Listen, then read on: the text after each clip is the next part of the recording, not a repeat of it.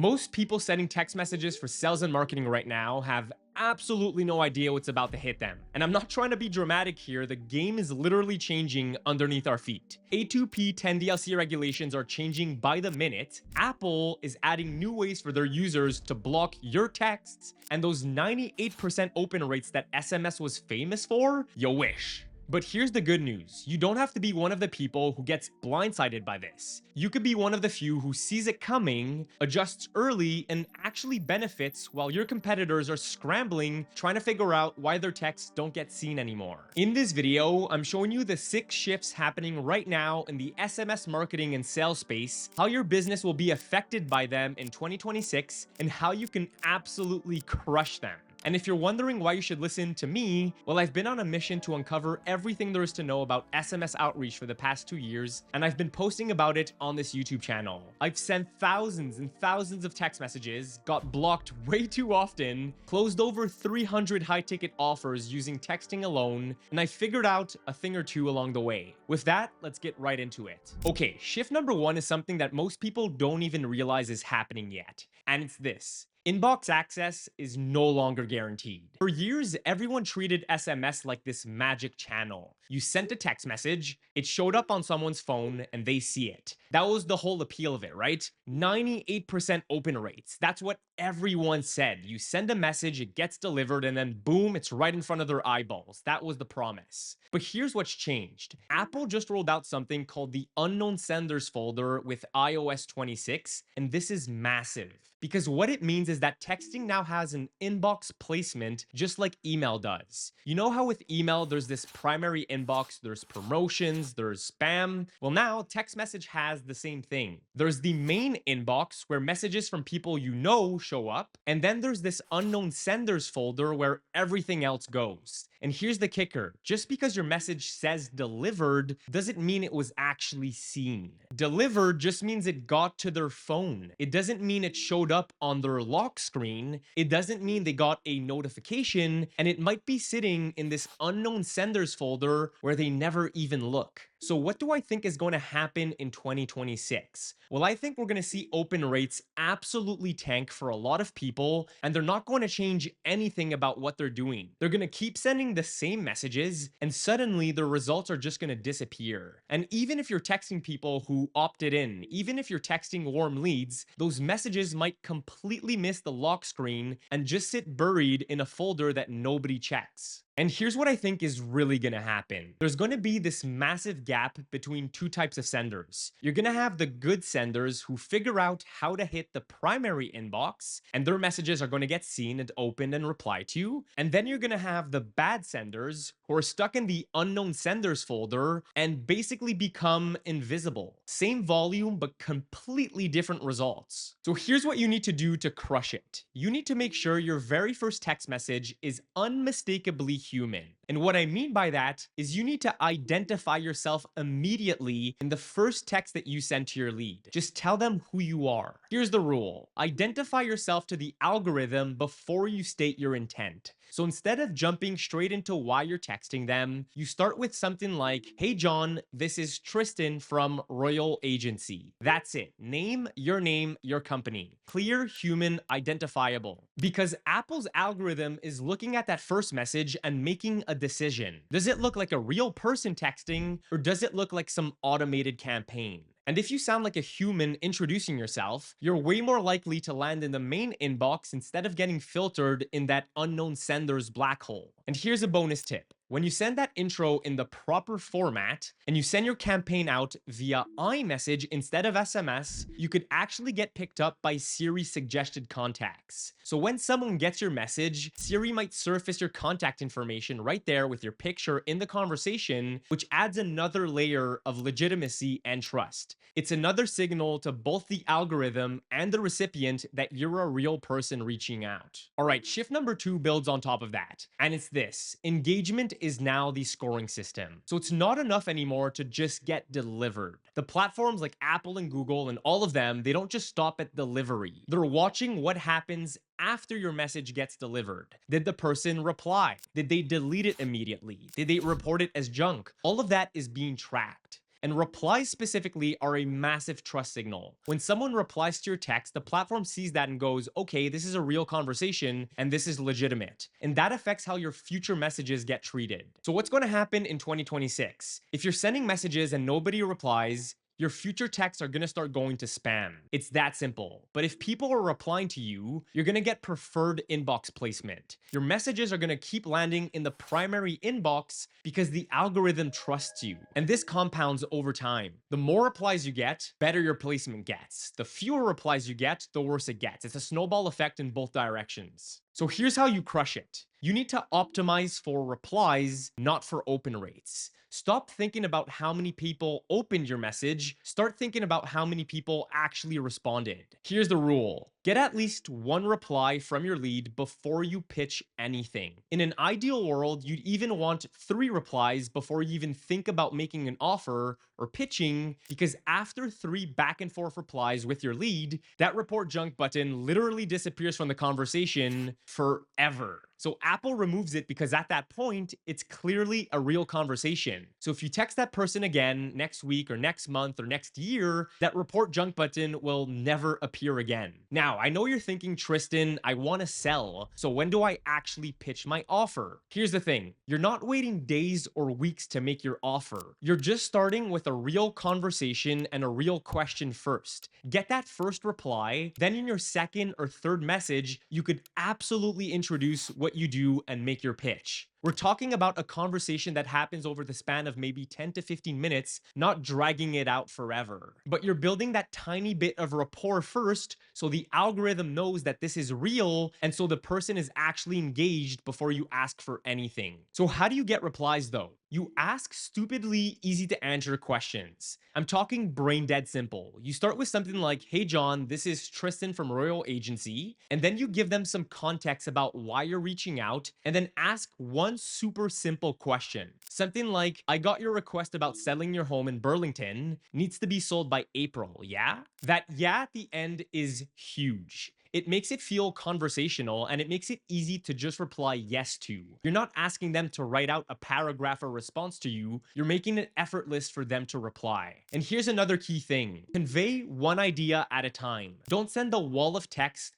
with who you are, what you do, what you want, your offer, a link to book a call, a discount code, etc. One idea, one question, done. Make it so easy to reply that they'd feel weird not to reply. Now, when you're running these campaigns, you need to actually track what's working. Tools like SendBlue have a really solid reporting dashboard where you could check out your response rates across all your different campaigns. You could see which messages are getting replies and which ones are falling flat. You could also track metrics like how long it takes a lead to respond to you or how long it's taking you to reply back to them, because that responsiveness matters too. If someone replies and you take 3 days to get back to them, that conversation goes cold. But if you're tracking that time to reply metric, you could stay on top of it and keep those conversations moving. All right, shift number 3. This one is brutal if you get it wrong. First impressions now decide your fate. So Apple just recently introduced this new feature that gives users this report junk button on text message. And this is a step above just replying stop. When someone hits report junk, they're telling Apple that this is spam, block this number, and I don't want to hear from them ever again. And that judgment happens in seconds. Someone gets your text, they glance at it for maybe 2 or 3 seconds, and they decide real person or spam. And if it looks like spam, well, they hit that button. So what's going to happen in 2026? We're going to see way more report junk clicks, and we're going to see phone numbers getting blocked way faster. And here's the scary part. One bad send could poison your future campaigns, because once people start reporting your phone number, that signal goes back to Apple, and then suddenly all of your future messages start getting filtered harder, even to people who haven't reported you yet. And the messages that get punished the hardest are the ones that look like marketing. If your texts look like it came from a business instead of a human, well, you're cooked. So here's what you need to do. Never look like marketing or sales in your very first message. That first outreach needs to look like a human texting another human, not a business texting a prospect. Here's the rule. No links, no offers, and no reply stop language in that first text. And here's why that last one is so important. When people see your text come in, a lot of the times they're not even reading the whole thing at first. They're just glancing at it. And if they see that big reply stop to unsubscribe footer at the bottom, well, they immediately know that it's a business campaign. It doesn't matter what you wrote in the actual message. That footer gives it away within a split second. And once they recognize it as a business text, well, they've already mentally categorized it as spam, and that makes them way more likely to just hit that report junk button without even giving you a chance. Now, here's where using a tool like SendBlue actually helps you out in this specific scenario. Because SendBlue operates in the iMessage ecosystem and not the SMS ecosystem, you're not bound by the same compliance rules that SMS campaigns have. With traditional SMS marketing, you're legally required to have that opt-out language. But with iMessage marketing and sales, those rules just don't apply the same. You could send your campaigns out without that corporate reply stop footer that screams this is a mass text. Your messages just look like a normal text from a person because they're sent via iMessage. And that makes all the difference in whether someone engages with you or reports you. So just be a person, introduce yourself, start a conversation, and save everything else for later. If not, you risk to be reported. Okay, shift number 4 is a big one, and it's something that most people in sales and marketing just don't want to hear, but here it is. SMS and carriers are actively pushing away sales and marketing. So there's this thing called A2P regulations. That's application to person messaging, and the filtering around it keeps getting tighter and tighter and stricter. What's happening is that SMS as a channel is becoming infrastructure. It's becoming the place for one-time passwords, for system alerts, and for transactional notifications. Like when your bank sends you a code or when DoorDash tells you that your order is arriving. That's what SMS is turning into. And because of that, when you send a sales or marketing message over SMS, it feels out of place now. It feels like you're interrupting a channel that's supposed to be for important system stuff. And people react negatively to that. So what's going to happen in 2026? SMS is going to become alerts only. If you're trying to use SMS for sales and marketing, you're going to run into more friction and more compliance hoops and way worse results. And here's another thing. That green bubble, you know, the green text that you send out when you're sending out SMSs, it's going to carry way less trust by default. People are going to see green and assume it's automated or system generated. But here's the silver lining. This creates a massive opportunity for a new channel to step up. And that's where iMessage comes in. So here's what you need to do. Start using iMessage for your sales and marketing, not SMS, iMessage. Here's the rule for how to think about this. Use SMS for alerts and broadcasts and one-time passwords and transactional updates and system notifications, all of that infrastructure stuff. But use iMessage for everything that's actually conversational. So that could be for lead nurturing, appointment reminders, webinar invites, abandoned cart follow-ups, opt-in confirmations, follow-ups, pre-sales conversations, and customer check-ins. All of that should be happening over iMessage. Now, I know what you might be thinking. Some of those sound like notifications and not conversations, like an appointment reminder. Isn't that just a system message? And here's where most people get it completely wrong. If there's a relationship involved, a conversation matters, even for something as simple as an appointment reminder. Most businesses treat these like a notification, you know? Your appointment is tomorrow at 2 p.m. But when you send it as an iMessage conversation, when you say something like, "Hey Sarah, just wanted to confirm you're still good for tomorrow at 2 p.m., that creates accountability. They feel like a real person is checking in with them, not just a system that's firing off reminders. And that makes them way more likely to actually show up. It saves you from all of those no-shows. It saves you from last-minute cancellations because there's a human element to it. And the reason this matters is because iMessage doesn't feel like a system channel. It feels like a person-to-person channel, and that makes all the difference here. All right, this brings us to shift number 5, which is basically the proof of what I just said. Blue iMessage beats green SMS, and it's not even close. So here's the deal. 58% of people in the United States use an iPhone. That's more than half the country. And Apple has trained those users for years to see green bubbles and blue bubbles differently. Green bubbles mean SMS, they mean someone texting from an Android, or they mean an automated system message. Blue bubbles mean iMessage. They mean someone is texting you from an iPhone, and they mean it's a real person. And if you've ever been in a group chat with iPhone users and one Android user, you know exactly what I'm talking about. The whole chat turns green and everyone complains about it. There's this type of bias that's been built into the ecosystem. Green equals not quite right, but blue equals normal. And it goes beyond just the color. I mean, iPhone users use iMessage features constantly. They send voice messages, they send videos, they use text effects like the slam effect or the confetti. All of that signals that this is a human being who's actually engaging with their phone. So what's gonna happen in 2026? Well, look, green texts are going to get ignored faster. People are going to see that green bubble and they're going to assume that it's automated or unimportant, and they're going to just swipe it away or report it as junk probably. But blue texts, blue iMessage texts, those are going to get read and replied to at much higher rates. And there's going to be this major gap between good senders who optimize their campaigns for iMessage users and bad senders who are just sending the same old SMS copy to everyone. And here's another thing. Those no reply green SMS campaigns are going to get watched harder by the carriers and by Apple. And they're going to flag those faster because they fit the pattern of spam. So here's how you crush it. You need to embody being an iPhone user, even if you use an Android, because let's just face it, your leads have iPhones. What I mean by that is you need to do things that SMS cannot do. Here's the rules. Keep your messages short and casual. I'm talking less than 80 characters a lot of the time. Don't include that corporate reply stop to unsubscribe language because that screams SMS campaigns. And use the features that make iMessage feel human. Send a voice message sometimes. Send a quick video.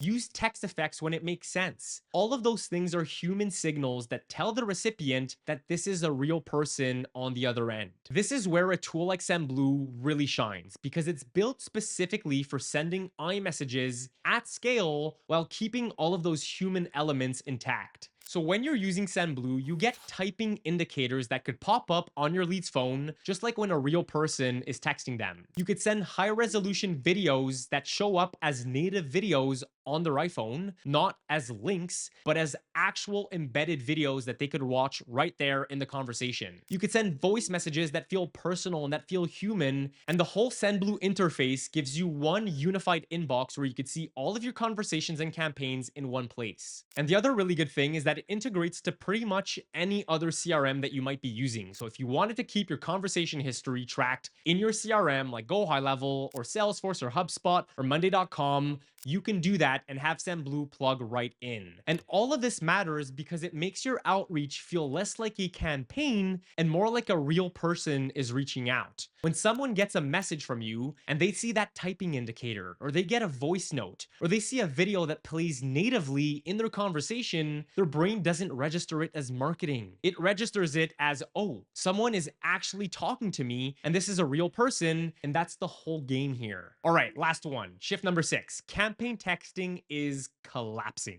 So here's what's happening. AI scripts are everywhere. Everyone's using ChatGPT or some other tool to write their outreach messages. And because of that, well, everyone just sounds identical. And you could spot a campaign text from a mile away because it always follows the same patterns. It's always the hey first name, I noticed, generic observation, I wanted to reach out because some vague value proposition, and it then ends with the reply stop. It's so obvious. And people are getting better and better at recognizing those patterns. They see it, they know it's a campaign, and they either ignore it or reply stop, or they hit that report junk button. So what's going to happen in 2026? You're going to see faster unknown senders placements for anything that looks like a template, and you're going to see more report junk clicks on templated messages. And broadcast texting, just blasting the same message to thousands of people, that is going to keep dying. So here's what you need to do. You need to scale conversations and not blasts. What I mean by that is you need to focus on starting real back and forth conversations and then pitching once you've built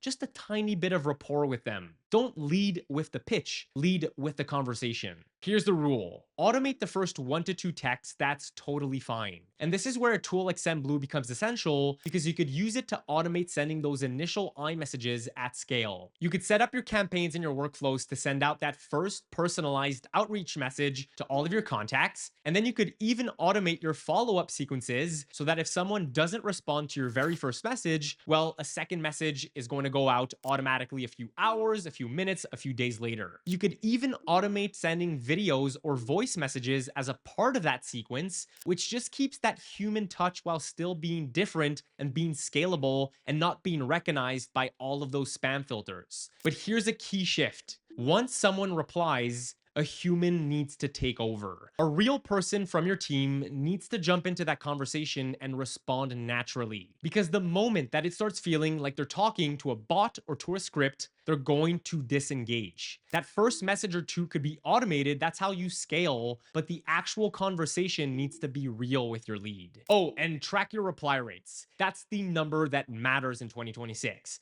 Not how many messages you send, not how many get delivered, how many people actually reply to your messages. That's the metric that you need to be obsessed with, because that's what's going to tell you whether your approach is working or whether you're just adding to the noise. So there you have it. Those are the 6 shifts that are fundamentally changing text message outreach in 2026. And look, texting isn't dying, but the old way of doing it, the campaign way, the blast way, the green bubble SMS way, that's absolutely dying. The people who are going to lose this year are the ones who are still doing what worked last year and the year before. The bar is higher now, and that means that fewer people are going to clear it. But if you actually adapt to these new rules, if you start thinking about iMessage instead of SMS, if you optimize for replies instead of opens, and if you stop looking like a campaign and start looking like a human, you're going to absolutely crush it. While everyone else is sitting there just watching their numbers mysteriously tank and having no idea what happened.